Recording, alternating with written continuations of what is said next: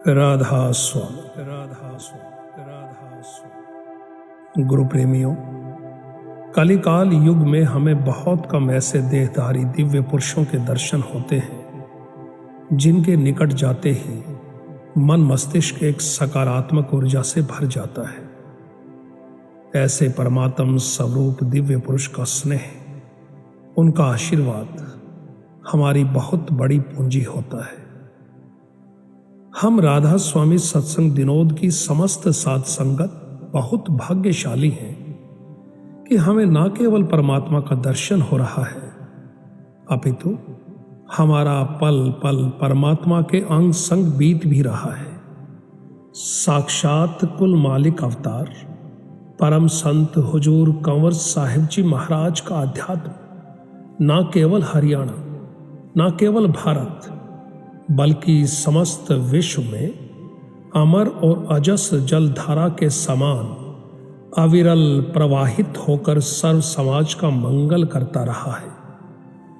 मेरे मुर्शिद, आपकी मौज को शब्दों में बांधना असंभव है, फिर भी परंपरा के रूप में हम आपके दास विगत 1 वर्ष की संपूर्ण सत्संग यात्रा के माध्यम से आपकी करुणा, दया और मौज को आपके चरणों में बैठकर साझा करते हैं। इसी परंपरा के निर्वहन रूप में वर्ष 2023 की सत्संग धारा भी आपके चरणों में अर्पित है। चूंकि आपकी संगत वर्ष की शुरुआत आपके अवतरण दिवस के माह मार्च माह से ही मानती है, इसलिए विगत वर्ष की सत्संग यात्रा संस्मरण भी 2 मार्च 2023 से ही ताजा किए जा रहे हैं। मार्च माह में आपने न केवल 2 मार्च के गुरु अवतरण दिवस पर सत्संग फरमाया, बल्कि 6 मार्च को जयपुर में भी सत्संग फरमाया और 8 मार्च को दिनोद धाम में होली के पर्व पर साध संगत को सांसारिक और आध्यात्मिक दोनों रंगों से भिगोया। मार्च माह में ही जहां आपके सानिध्य में भिवानी शाखा में गुजरात के राज्यपाल आचार्य देवव्रत जी ने जहर मुक्त प्राकृतिक खेती करने के लिए लाखों किसानों को प्रेरित किया, वहीं यज्ञ सम्राट हरिओम जी महाराज के 108 कुंडीय यज्ञ में आपने प्रथम आहुति डालकर इस मंगल कार्य का शुभारंभ भी किया। मार्च माह में ही आपने जींद और झरझिला में भी सत्संग की। आप कर्म योगी सत्पुरुष हैं। अप्रैल माह की शुरुआत हरियाणा के मुख्यमंत्री श्री मनोहर लाल खट्टर के दिनोद धाम के आगमन से हुई। हरियाणा के मुख्यमंत्री ने जहां आपसे आशीर्वाद लिया, वहीं परम संत ताराचंद जी महाराज की समाधि पर माथा भी टेका। आप मनसा वाचा कर्मणा की शुद्धता पर बल देते हैं। यही संदेश आपने अप्रैल माह में बैसाखी के पर्व पर हांसी में आयोजित होने वाले सत्संग में भी दिए, और यही भाव आप नेपाल सहित पूर्वोत्तर भारत की सत्संग यात्रा में भी लेकर गए।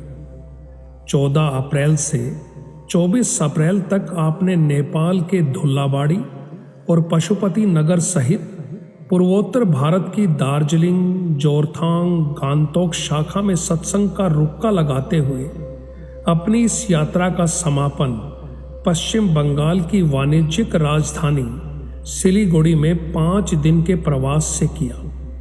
पूर्वोत्तर से वापस आकर आपने अप्रैल माह में ही हिसार शाखा में सत्संग फरमाया और मई माह में रेवाड़ी शाखा में सत्संग और हांसी शाखा में नए सत्संग शेड की नींव रखकर आप कनाडा प्रवास के लिए रवाना हुए और सुदूर देशों में बसे सत्संग प्रेमियों को सत्संग सुधा का पान कराया। कनाडा सत्संग प्रवास से वापसी कर जुलाई माह में जहां आपने गुरु पूर्णिमा पर्व पर भिवानी शाखा में सत्संग फरमाया और मुरथल में स्थित ओशो ध्यान केंद्र के आध्यात्मिक कार्यक्रम में भी शिरकत की। जुलाई में ही आपने हरिद्वार में गंगा तट पर संगत को अपने दर्शनों से निहाल किया। जुलाई माह के अंत में आपने जींद शाखा में नई जगह की नींव भी रखी।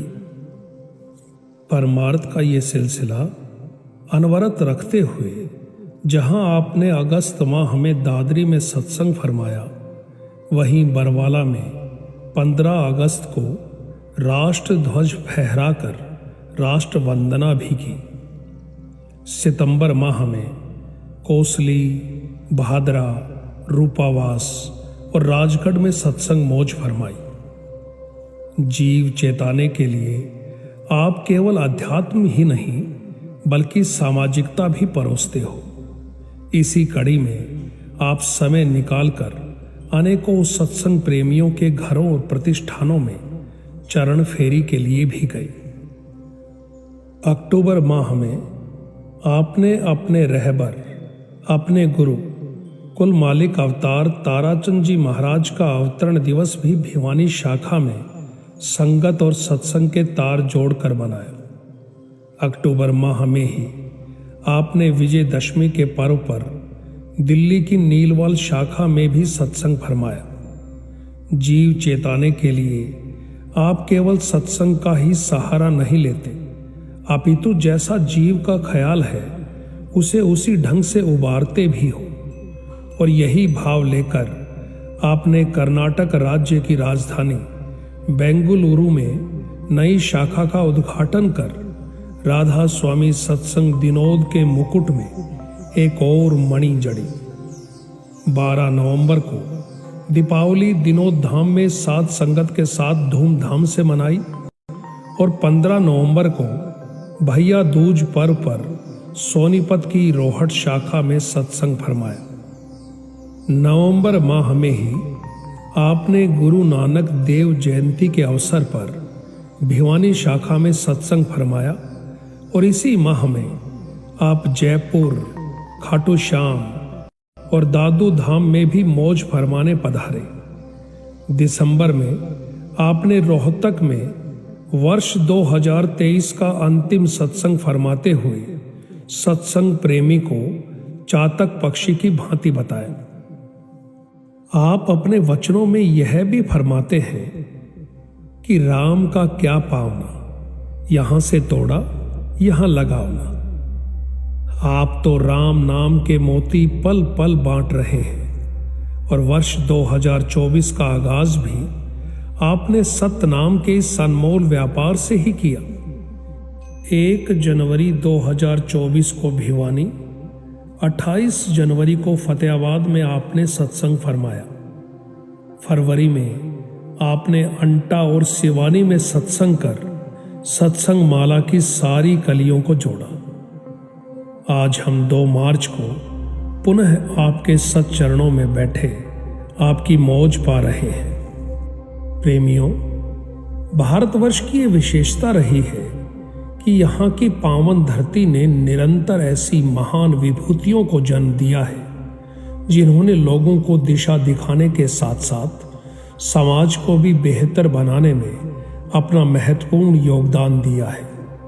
संतों और समाज सुधार की इसी महान परंपरा में हुजूर महाराज जी का भी प्रमुख स्थान है। वे न केवल हमारे इस जगत को सुधार रहे हैं अपितु हमारे आगत को भी संवार रहे हैं। हुजूर के जीवन का हर अध्याय अद्भुत ज्ञान, असीम करुणा और मानवता के उत्थान के लिए अटूट प्रतिबद्धता से सुशोभित है। जितने आप आत्मबोध के लिए दृढ़ हैं, उतने ही सशक्त लोक बोध के लिए भी हैं। करुणा, सेवा और तपस्या आपके आभूषण हैं। आपके रोम रोम में प्रेम और दया झरती है। आप सम्यक ज्ञान, सम्यक दर्शन और सम्यक चरित्र की त्रिवेणी हैं। हम आपसे यही अरदास करते हैं कि आपका सहारा सदैव हमें बना रहे। आप सबको देकर भी पूर्ण हैं, क्योंकि आप आदि अनादि हैं, अनादि हैं, अनादि हैं। आप अकाल हैं, अकाल हैं, अकाल हैं। आप कर्ता पुरुष हैं। आप दया के महासागर हैं, सागर हैं, सागर हैं। आप निर्भय, निराकार, एक ओंकार हैं, कार हैं, कार हैं। आप ही तो राधा स्वामी दयाल हैं, राधा स्वामी दयाल हैं, राधा स्वामी दयाल हैं। आपके सच्चरणों में कोटि कोटि राधा स्वामी।